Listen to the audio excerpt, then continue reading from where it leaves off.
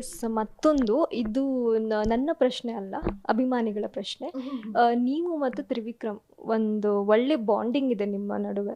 So ನೋಡೋರ್ಗೆ ಅದು ಹೇಗಾಗಿದೆ ಅಂದರೆ, ಇವರಿಬ್ರು ಜೋಡಿ ಆದರೆ ಚೆನ್ನಾಗಿರುತ್ತಲ್ಲ, ರಿಯಲ್ ಲೈಫಲ್ಲಿ ಮದುವೆ ಆದರೆ ಚೆನ್ನಾಗಿರುತ್ತಲ್ವಾ ಅನ್ನೋ ಒಂದು ಫ್ಯಾನ್ಸ್, ನಿಮ್ಮ ಅದಕ್ಕೆ ತಕ್ಕಂತೆ ನಿಮ್ಗೆ ಫ್ಯಾನ್ಸ್ ಪೇಜ್ ಕೂಡ ಅದೇ ಇದೆ.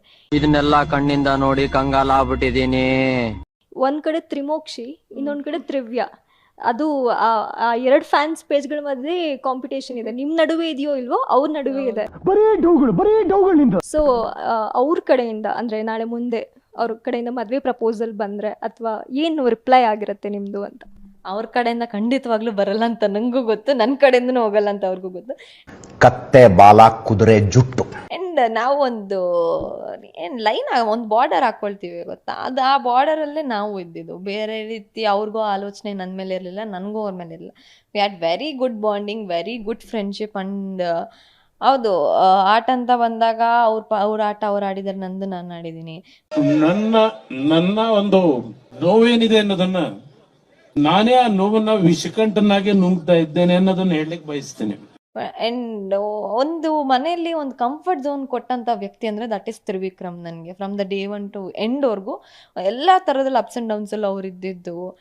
ಅಂಡ್ ಆ ಥರದೆಲ್ಲ ಏನಿಲ್ಲ, ಇದ್ರೆ ಖಂಡಿತವಾಗ್ಲೂ ತಿಳಿಸ್ತಿದ್ವಿ, ಏನೂ ಇಲ್ಲ. ಅದು ಮ್ಯಾಟ್ರು. ನೀವು ಒಂದ್ಸತಿ ಅಂದಿದ್ರಿ ಅಕ್ಕ ಬರ್ತಾರೆ, ಅಕ್ಕನೊಮ್ಮೆ ನೋಡಿ, ಭಾವ ಭಾವ ಅಂತ ಹೇಳಿದ್ರಿ. ಈಗ ಫ್ಯಾನ್ಸಿಗೆ ಏನು ಡೌಟು ಅಂದರೆ, ಇರೋದು ಒಬ್ಬ ಹುಡುಗ, ಇಲ್ಲಿ ಮದುವೆ ಆಗೋದು ಭವ್ಯನಾ ದಿವ್ಯಾನ ಅನ್ನೋ ಒಂದು ಕನ್ಫ್ಯೂಸ್. ಅದನ್ನು ನೀವೇ ಒಂದು ಕ್ಲಾರಿಟಿ ಕೊಟ್ಬಿಡಿ. ಇಲ್ಲ, ಆ್ಯಕ್ಚುಲಿ ಏನಂದ್ರೆ ಅವತ್ತು ಸುಮ್ಮನೆ ಕೂತ್ಕೊಂಡು ನಾನು ರಜತ್ತು ತ್ರಿವಿಕ್ರಮ್ ನಮ್ದು ಟ್ರಯೋ ಸಿಕ್ಕಾಬಡೆ ತುಂಬ ಮಾತಾಡಿದ್ದೀವಿ, ಒಬ್ರಿಗೊಬ್ರು ಕಾಲು ಹೇಳ್ಕೊಂಡಿದ್ದು. ಹಿಂಗೆ ಮಾತಾಡುವಾಗ ನಾನು ರಜತ್ ಯಾಕೆ ನಾವು ನೀನಂತೂ ಸೋಲ್ಡ್ ಔಟು, ಮೊದಲು ಸರಿಯಾಗಿ ಮಾತಾಡೋದು ಕಲಿ. ದಿವಿಂಗ್ ಹೆಂಗಿದ್ರು ಗಂಡು ಹುಡುಕ್ತಿದ್ದೀರಿ, ಯಾಕೆ ತ್ರಿವಿಕ್ರಮ್ನ ಮಾಡ್ಬೋದು, ಹೆಂಗೋ ಚೆನ್ನಾಗಿದ್ದಾರೆ, ಒಂದು ಸ್ವಲ್ಪ ಏಜು ಮ್ಯಾಚ್ ಆಗುತ್ತೆ ಇಬ್ರದ್ದು ಏಜುನ ಎಲ್ಲನೂ, ಹೈಟು ಗೀಟ್ ಎಲ್ಲ, ಯಾಕೆ ನಮ್ಮ ದಿವಿಂಗ್ ಮಾಡ್ಬಾರ್ದು ಹಂಗೆ ಹಿಂಗೆ ಅಂತ ಮಾತಾಡ್ಕೊಂಡು ಕೂತಿದ್ವಿ. ಅದಾಗ ಒಂದು 2 days ಇವಳು ಬಂದ್ಲು ಫ್ಯಾಮಿಲಿ ರೌಂಡಲ್ಲಿ. ಅವಾಗ ಹೇಳ್ತಿದ್ದೆ, ಹಿಂಗೆ ನೋಡು ಗಂಡು ಆಗಲೇ ಹುಡುಕಿದ್ದೀನಿ ನಿನಗೆ ತ್ರಿವಿಕ್ರಮ್ ಅಂತ ಹೇಳಿದೆ. But that was not too personal. ಅಂದರೆ ನಿಜವಾಗ ಸುಮ್ಮನೆ ತಮಾಷೆಗೆ ರೇಗ್ಸೋಕ್ಕೆ we are talking, but left them. And ಯಾರ್ಯಾರ ಹಣೆ ಬರದಲ್ಲಿ ಏನೇನು ಆಗಬೇಕು ಅಂತ ಇರ್ತೋ ಅದೇ ಆಗುತ್ತೆ, ಯಾರೂ ತಪ್ಸೋಕ್ಕಾಗೋದಿಲ್ಲ, ಏನಾಗುತ್ತೋ ಆಗಲಿ ಅಷ್ಟೆ. ಮನೆಗೆ ಬಂದಮೇಲೆ ಅಕ್ಕ ಕ್ಲಾಸ್ ತೊಗೊಂಡಿಲ್ವಾ? ಇಲ್ಲ ಸರ್, ಇಲ್ಲ.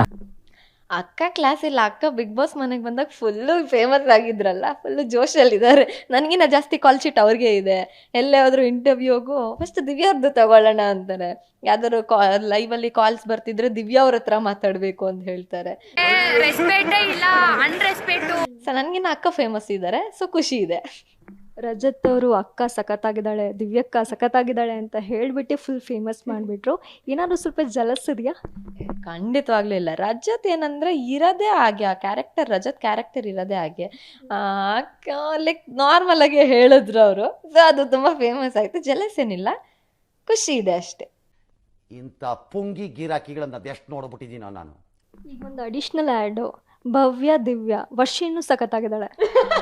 ಹೌದು, ಮೊನ್ನೆ ನನ್ನ ತಂಗಿದ್ದು ವೀಕೆಂಡಲ್ಲಿ ನೋಡ್ಬಿಟ್ಟು ಏನು ಗೋರು ಭವ್ಯನಾ ದಿವ್ಯಾನಾ ಅಂತ ನೋಡಿದೆ, ವರ್ಷಿನಿ ಅದಕ್ಕಿಂತ ಸೂಪರ್ ಆಗಿದ್ದಾರೆ ಅಂತ ಮೀಮ್ ಮಾಡಿದ್ರು. ಯಾವ ಬೋಳಿ ಮಗ ಹೇಳಿದ್ರಿ ಏನ್ರಿ ಅದು ಮಾತಾಡೋದು, ಏನ್ ಮಾತಾಡ್ತಾರ್ರಿ ಯಾವನ್ರಿ ಅವನು?